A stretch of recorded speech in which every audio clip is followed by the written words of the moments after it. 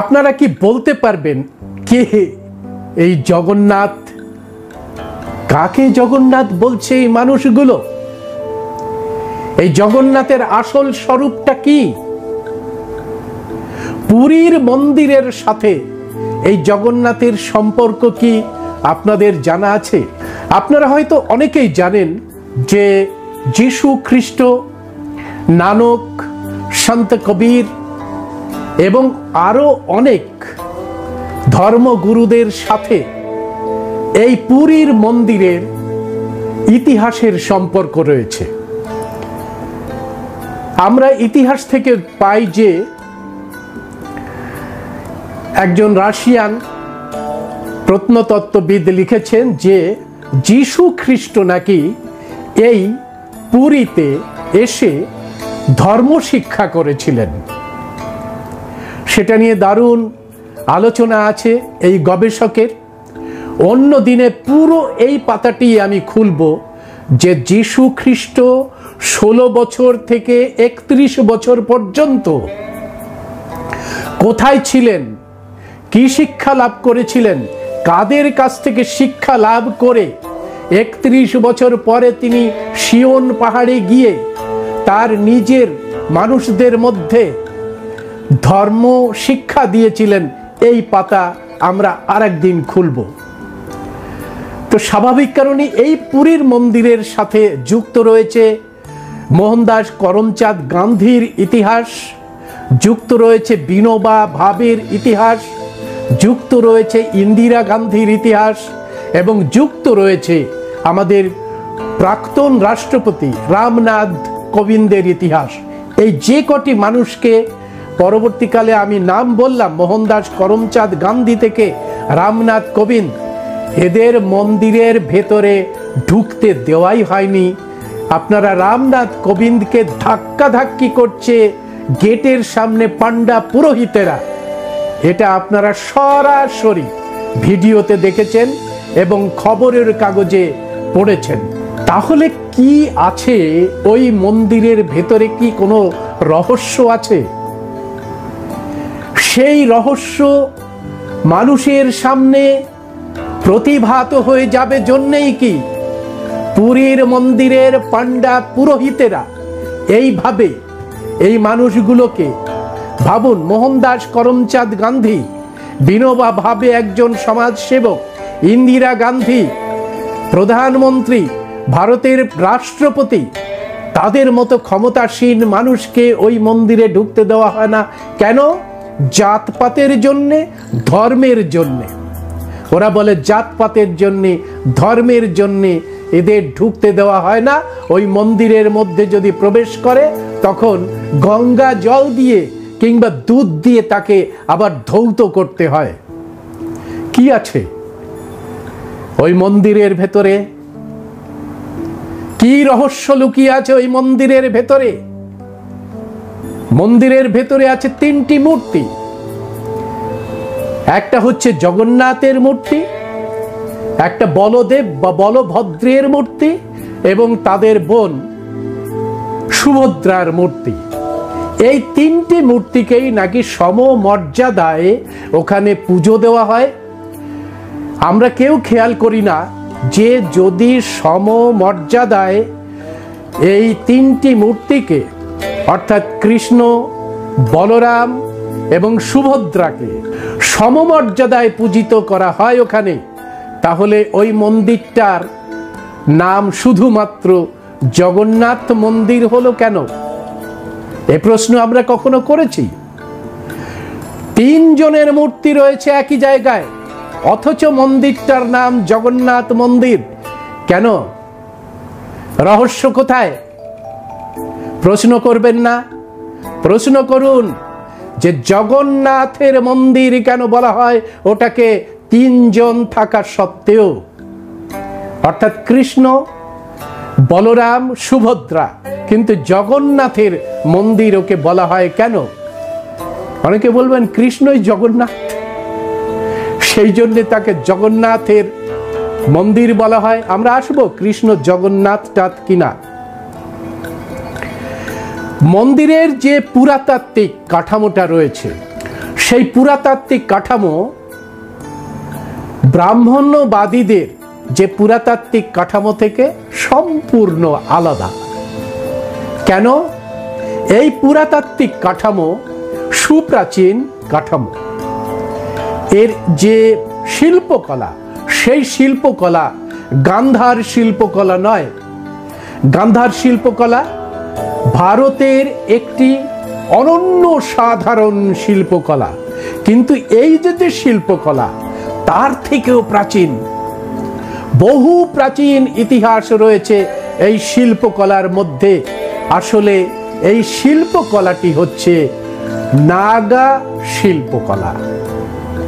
এই নাগা সভ্যতা বা নাগা বিচারধারাতেই এই শিল্পকলার শুরু হয়েছিল, এবং যে শিল্পকলার মধ্যে দিয়ে ভারতের বিভিন্ন জায়গায় দেউল প্রতিষ্ঠিত হয়েছিল। এটি একটি দেউল, অর্থাৎ এই দেউলের মধ্যে থাকে গর্ভগৃহ। এই গর্ভগৃহটিকে কেন? এই গর্ভগৃহ হচ্ছে যে যারা বণিক, যারা শিল্পপতি অর্থাৎ যক্ষ, সেই যক্ষদের দান ওই গর্ভগৃহে রাখা হতো। অমূল্য সম্পদ ওখানে আসতো এবং সেই সম্পদ দিয়ে জনগণের কল্যাণকারী রাষ্ট্র ব্যবস্থা গড়ে তোলা ছিল এই নাগা সভ্যতার অন্যতম ইতিহাস। এই নাগা যে জাতি, সেই নাগ জাতির একজন সুবিখ্যাত রাজা হলেন কালাশোক। তিনি দ্বিতীয় বুদ্ধিস্ট কনফারেন্স করেছিলেন। অর্থাৎ নাগা শিল্পকলায় এই হচ্ছে আমাদের উড়িষ্যার পুরীর শিল্পকলা। নাগা শিল্পকলা আমরা পশ্চিমবঙ্গেও দেখতে পাই, বিভিন্ন জায়গায় বাঁকুড়াতে রয়েছে, এবং এই দক্ষিণ 24 পরগনার সুন্দরবনের পাশে অসংখ্য এই দেউল ছিল। গ্রাম নামগুলো দেখলেই বুঝতে পারা যায়, দেউল বাটি, দেউল বাড়ি, দেউল পাড়া আমাদের এখানে রয়েছে। এখনো অটুটভাবে দাঁড়িয়ে আছে জটার দেউল। জটা গ্রামে এই দেউল রয়েছে। এই দেউলের সাথে বুধপুরা, পুরুলিয়ার বুধপুরা এবং বাঁকুড়ার যে দেউলগুলো রয়েছে, সেই দেউলগুলোর সম্পর্ক দেখুন, স্থাপত্য দেখুন এক। এই যে মন্দিরটি, সেই মন্দিরটি প্রতিষ্ঠা করেছিলেন 1200 শতকে অনন্ত বর্মন চোর গঙ্গা দেব। অনন্ত দেব নামে তিনি পরিচিত। তার আসল পরিচয় হলো চোর গঙ্গা, অর্থাৎ গঙ্গা বংশের তিনি রাজা ছিলেন। সুপ্রাচীন ভারতের সভ্যতার সাথে এবং বিশেষ করে বুদ্ধ পরম্পরার সাথে একেবারে ওতপ্রোতভাবে জড়িয়ে আছে পুরীর এই মন্দির। সেই রহস্য আজকে আপনাদের সামনে গ্রন্থ সমেত পুরো তুলে ধরব।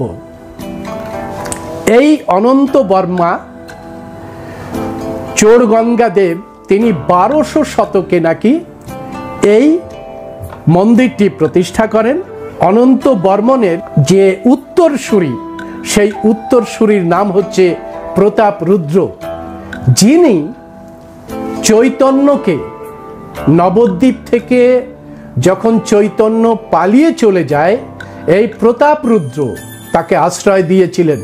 কারণ এই চোর গঙ্গা দেব বা অনন্ত বর্মন থেকে শুরু করে প্রতাপরুদ্র পর্যন্ত গোটা উড়িষ্যা শাসন করেছে বুদ্ধিস্ট রাজারা। আপনাদের মনে থাকবে, এই অনন্ত বর্মন চোর গঙ্গা দেব তিনি যে রাজত্বে, তিনি যে জনপদে, বিশাল জনপদ বাস করতেন, সেই জনপদের নাম ছিল পাণ্ডু জনপদ। এই পাণ্ডু জনপদ ইতিহাসে জানেন? এই পাণ্ডু রাজার মেয়েকে বিয়ে করেছিলেন বাংলার বিজয়। তার 700 সৈনিককে কন্যাদান করেছিলেন এই পাণ্ডু রাজা, মাদুরাইয়ের রাজা। উড়িষ্যাকে তখন বলা হতো কলিঙ্গ। কলিঙ্গ তখন পাণ্ডু রাজ্যের অংশ। আপনারা খেয়াল করবেন, হুগলিতে পাণ্ডুয়া আছে। এই পাণ্ডুয়া অর্থাৎ পরিষ্কার করে এটা বোঝা যায় যে এই পাণ্ডু রাজ্যের বা পাণ্ড্য রাজ্যের বিস্তার কতটা ছিল। এখান থেকে সিংহপুর থেকে শুরু করে একেবারে মাদুরাই পর্যন্ত ছিল পাণ্ডু রাজ্য, এবং তারই অংশ ছিল এই কলিঙ্গ রাজ্য। আপনাদের এটাও বলে রাখি যে নবদ্বীপে যখন চৈতন্যদেবকে বাংলার ব্রাহ্মণরা হত্যা করতে চাইল, তার উপর আক্রমণ হলো,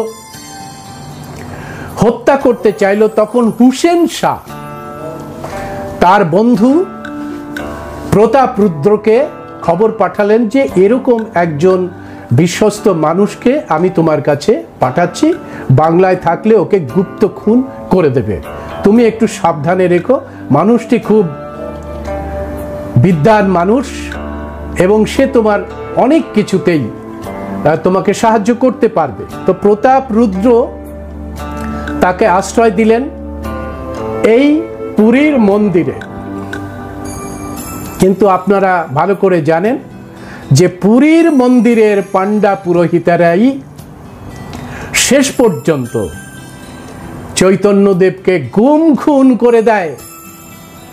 এই চৈতন্যদেবকে গুম খুন করে দেওয়ার পরে তার চিহ্ন পর্যন্ত রাখা হয়নি। পরবর্তীকালে খননের ফলে একটি দীর্ঘ 6 ফুটের ওপরে একটি কঙ্কাল বেরিয়ে আসাতে অনেকে মনে করেছেন যে ওটাই হয়তো চৈতন্যদেবের কঙ্কাল, কিন্তু সেটা চেপে গেছে ভারতের প্রত্নতত্ত্ব বিভাগ, সেটাকেও হাপিস করে দেওয়া হয়েছে। এই ভয়ঙ্কর রহস্য ভেদ করার জন্যে জয়দেব মুখোপাধ্যায় নামে একজন গবেষক, তিনি অনেকগুলো গ্রন্থ লিখেছেন। কাহা গেলে তোমায় পাই গ্রন্থটি দারুণভাবে মানুষের মধ্যে আলোচিত হয়। এই জয়দেব মুখোপাধ্যায় যখন চৈতন্যের খোঁজে উড়িষ্যার বিভিন্ন জায়গায় গ্রন্থগুলো সংগ্রহ করতে শুরু করে এবং চৈতন্যকে যখন একেবারে প্রকাশ্যে হাজির করতে শুরু করেন, তখনই জয়দেব মুখোপাধ্যায়ের মৃতদেহ পাওয়া যায় পুরীর মন্দিরের কাছে একটি আশ্রমে। স্বাভাবিক কারণেই রহস্য তৈরি হয়েছে পুরীর ওই মন্দিরকে নিয়ে, যে কি এমন রহস্য আছে, কি এমন ইতিহাস আছে যে একজন গবেষক গবেষণা করতে গেলেও তাকে মৃত্যু মুখে পতিত হতে হয়। কি এমন রহস্য রয়েছে ওই পুরীর মন্দিরের মধ্যে?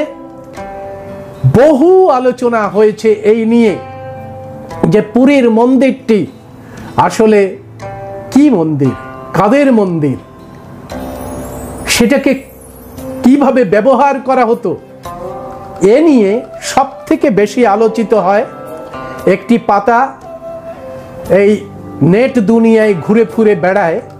বিবেকানন্দ লিখেছিলেন দি সেজ অফ ইন্ডিয়া অধ্যায়ে। সেখানে বিবেকানন্দ দাবি করেছেন গর্বের সাথে, একেবারে বীর সন্ন্যাসীর মতো দাবি করেছেন, বীরত্বের সাথে দাবি করেছেন Vivekananda, to any man who knows anything about Indian history, the temple of Jagannath is an old Buddhist temple. We took this. গর্ব দেখুন, বুদ্ধিস্ট টেম্পল, কিন্তু বিবেকানন্দ বলছে we took this and others, শুধু এটা নয়, and re-Hinduized them, তাদেরকে হিন্দুকরণ করেছি। We shall have to do many things like that, বলছে আমাদের এই ধরনের আরো অনেক কিছু করতে হবে। কে? বিবেকানন্দ। কেমন ভাবে বলছে? একজন বীরের মতো বলছে যে বুদ্ধিস্টদের এই সমস্ত ওল্ড টেম্পলগুলোকে আমরা দখল করেছি এবং আরো অনেকগুলোকে এভাবে দখল করতে হবে। কোথায় পাবেন? বিবেকানন্দের দি সেজ অফ ইন্ডিয়া এবং কমপ্লিট ওয়ার্কসের মধ্যে পাবেন ভলিউম নাম্বার 3, অদ্বৈত আশ্রম থেকে প্রকাশিত, এর পেজ নাম্বার হচ্ছে 264। বিবেকানন্দ এইভাবে দাবি করেছেন। বিবেকানন্দ দাবিটা নেট দুনিয়াতে খুব প্রচারিত হয়, কিন্তু অন্যান্য জায়গায় মানুষ পড়ে দেখে না। দেখুন দয়ানন্দ সরস্বতী কি বলছেন তার গ্রন্থে 347 পাতায়, 11তম অধ্যায়ের 347 পাতায় কে লিখছেন? দয়ানন্দ সরস্বতী সত্যার্থ প্রকাশ। তিনি বলছেন যে পুরীর মন্দির শুধু নয়, আরো অনেক টেম্পল হিন্দুয়াইজড করা হয়েছে। কে করেছেন? পরিষ্কার করে দয়ানন্দ সরস্বতী বলছেন যে এই কাণ্ডটি করছে যেখানে যেখানে আপনারা ভাঙা সৌধ দেখতে পাবেন, যেখানে যেখানে সৌধগুলো খনন কার্যের ফলে আবার উঠে আসছে, এই সবই ধ্বংস করেছেন শঙ্করাচার্য। কে বলছেন? দয়ানন্দ সরস্বতী। তিনি পরিষ্কার করে বলছেন শঙ্করাচার্যের নেতৃত্বে ভারতবর্ষের সমস্ত সৌধগুলোকে ধ্বংস করা হয়েছে, যেগুলো ভগ্নাবশেষ দেখা যাচ্ছে সেগুলো, এবং যেগুলোকে মাটির নিচে গুঁড়িয়ে দেওয়া হয়েছে সে সব সৌধগুলোকে ধ্বংস করে দিয়েছে শঙ্করাচার্য। বন্ধুরা, কানিংহাম যদি না আসতেন একজন প্রত্নতত্ত্ববিদ, তাহলে এই যে রহস্যগুলো ভেদ হতো না। কানিংহাম দীর্ঘ পরিশ্রম করে এই সমস্ত সৌধগুলোকে তার প্রত্নতাত্ত্বিক বিশ্লেষণ করেছেন, তার কার্বন ডেটিং করেছেন, তার যে লেখা সেই লেখাগুলোকে ধম্মলিপিতে লেখা, সেই ধম্মলিপি পালি সাহিত্যকে অধ্যয়ন করে তিনি সমস্ত যে সৌধগুলোর কাদের সৌধ সেটাকে তিনি পরিষ্কার করে বলে দিয়েছেন। কানিংহাম দি স্তূপা অফ ভরহুত নামে যে বইটি লিখেছেন, সেই বইটা লেখা হয়েছে 1879 সালে। তার 113 পাতাতে কানিংহাম লিখছেন, আমি সম্পূর্ণটা পড়ছি না, তিনি লিখছেন যে এই যে পুরীর মন্দিরের মধ্যে যে ভাস্কর্যটা রয়েছে, সেই ভাস্কর্য জগন্নাথ দেবের, বলদেবের, সুভদ্রার এই 3টি মূর্তি রয়েছে। এই 3টি মূর্তি আসলে সিম্বল। এই 3টি মূর্তি হচ্ছে বুদ্ধ, ধম্ম এবং সংঘ। তিনি পরিষ্কার করে আরেকজন বিখ্যাত প্রত্নতাত্ত্বিকের নাম করে বলছেন, যে প্রত্নতাত্ত্বিক বিল বলেছেন যে এই যে সিম্বল 3টে, এটা হচ্ছে সেক্রেড সিম্বল অফ মনি। মনি অর্থাৎ জেমস, অর্থাৎ একটা বিচারধারার যে জেমস, যে রত্ন, সেই রত্ন হচ্ছে এই 3 রত্ন। সেই 3 রত্নের নাম 3-fold জেমস। কে বলছেন? আর একজন বিখ্যাত গবেষক বিল বলছেন যে এটা triple James, 3-fold James. Cunningham পরিষ্কার করে উল্লেখ করে দিয়েছেন, there can be no reasonable doubt that the 3 rude, 3টে এই যে প্রায় আনকমপ্লিটেড যে ফিগার, সেই ফিগার হচ্ছে Jagannath and his sister and brother now worshipped, এখন যেটাকে worshipped করা হচ্ছে, directly derived from this symbol. This symbol বলেছেন, this symbol মানে হচ্ছে this ট্রিপল জেমস। অর্থাৎ জগন্নাথ হলেন আর কেউ নয়, তিনি হচ্ছেন স্বয়ং বুদ্ধ।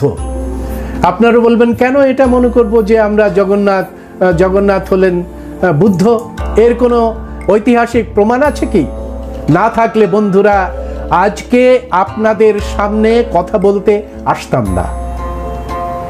এই সম্পর্ক নিয়ে কথা বলতে আসতাম না আপনাদের সামনে যদি ঐতিহাসিকভাবে সত্য আমরা না জানতে পারতাম, তাহলে জগন্নাথই আসলে বুদ্ধ এই কথা বলার জন্যে আজকে লাইভে আসতাম না। কেন দেখুন, বুদ্ধের অনেকগুলো নাম আছে। বিভিন্ন দেশে বুদ্ধের সেই দেশীয় সংস্কৃতিকে মেনে বুদ্ধের নামকরণ হয়েছে। যেমন আমরা যতগুলো নাম পাই তার মধ্যে গৌতমা নাম পাই, অনেকে এইটা সংস্কৃতাইজেশন হয়ে গৌতম হয়েছে, গৌতম বুদ্ধ। এই যে মহাযান বুদ্ধিস্টরা, তারা অত্যন্ত শ্রুটভাবে বিকৃত করেছে। গৌতম বুদ্ধের নাম কোনোদিন সিদ্ধার্থ নয়, কোনোদিন কোনো দলিলেই সিদ্ধার্থ নেই। তার নাম সুকীতি, তার নাম সুকীতি, এবং মায়ের জন্য তার নাম হয়েছিল গৌতমা। তিনি তথাগত হিসাবে তাকে পালি সাহিত্যে লেখা হয়েছে তথাগত বুদ্ধ। যেহেতু তিনি শাক্য যে বংশ, গাতিয়া, বুদ্ধ নিজে বলেছেন গাতিয়া, শাক্য গাতিয়াতে যিনি জন্মগ্রহণ করেছিলেন, তার জন্য তার নাম শাক্য মুনি।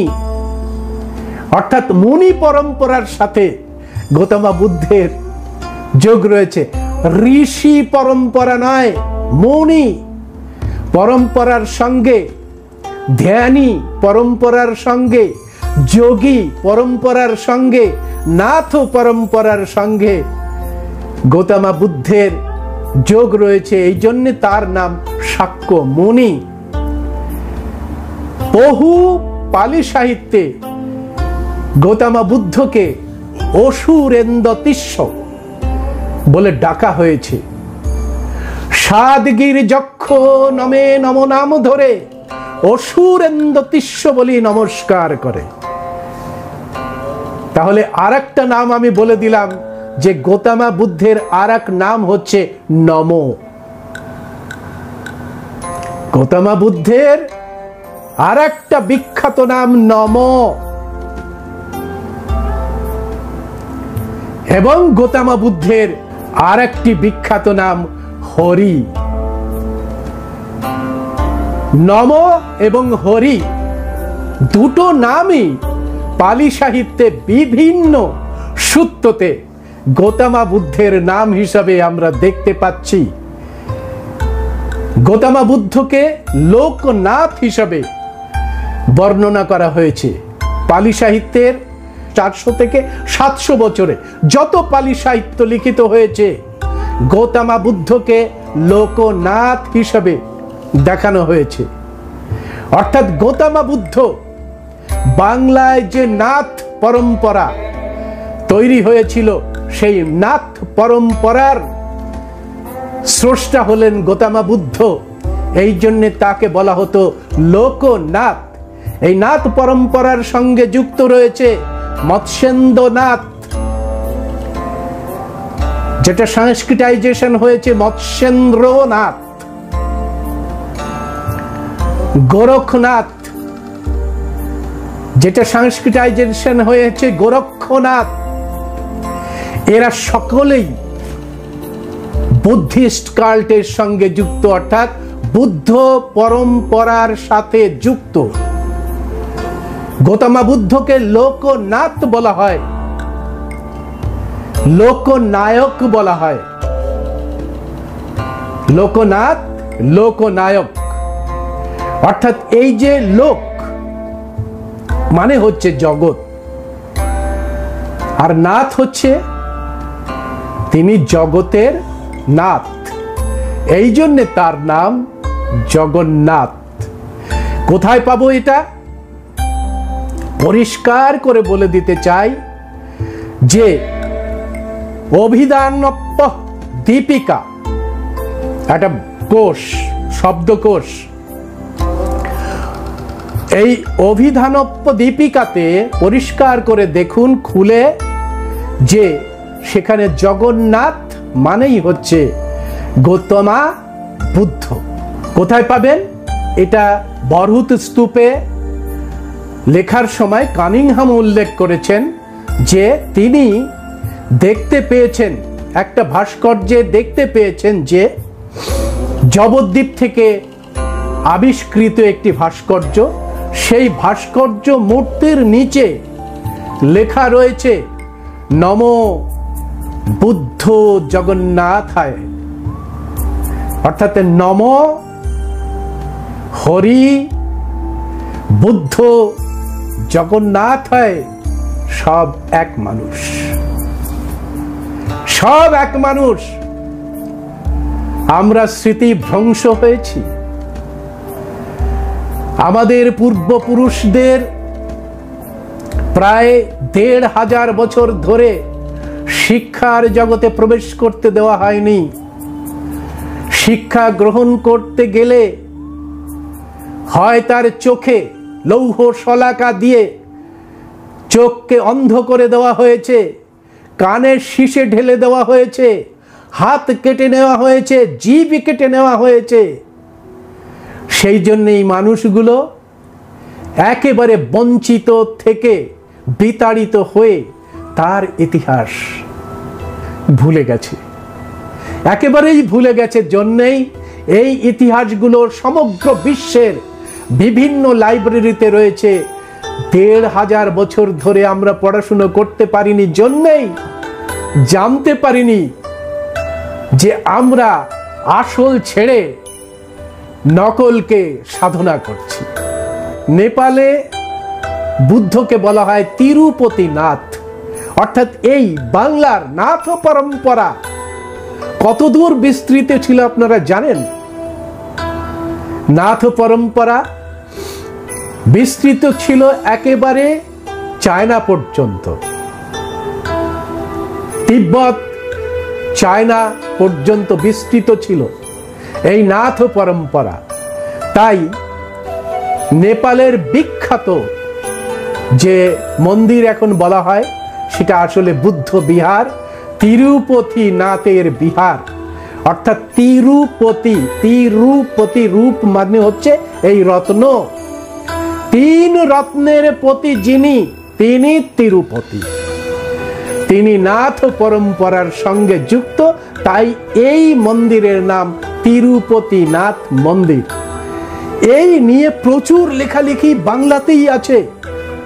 শিক্ষিত বাঙালি কবিরা, সাহিত্যিকেরা এই জগন্নাথকে প্রতিষ্ঠিত করেছে, এমনকি রবীন্দ্রনাথ পর্যন্ত। এখানে ডক্টর যদুনাথ সরকার তার কাব্যগ্রন্থে বুদ্ধকে জগন্নাথ বলে সম্মানিত করেছেন, অভিহিত করেছেন, ডেকেছেন। নগেন্দ্রনাথ বসু আলেখ লীলা, তার কাব্যগ্রন্থ আলেখ লীলাতে লিখেছেন বুদ্ধই হচ্ছে জগন্নাথ। যখন অনন্ত দেব যে মন্দির প্রতিষ্ঠা করেন তার উত্তরসূরি হচ্ছে মুকুন্দ দেব, এরা সবাই বুদ্ধিস্ট। এই মুকুন্দ দেব তার যে কাব্যগ্রন্থ, সেই কাব্যগ্রন্থকে বুদ্ধকে জগন্নাথ বলে উল্লেখ করেছেন।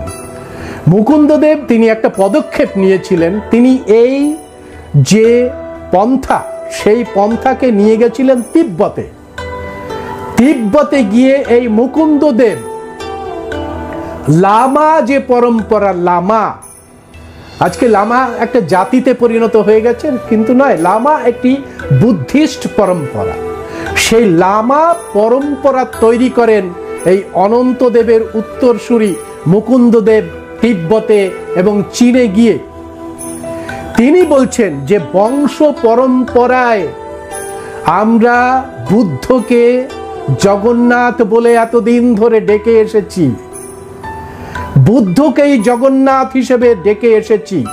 অর্থাৎ প্রতাপ রুদ্রের সময় পর্যন্ত, যখন চৈতন্য প্রতাপ রুদ্রের কাছে পৌঁছলেন, তখনও পর্যন্ত এই যে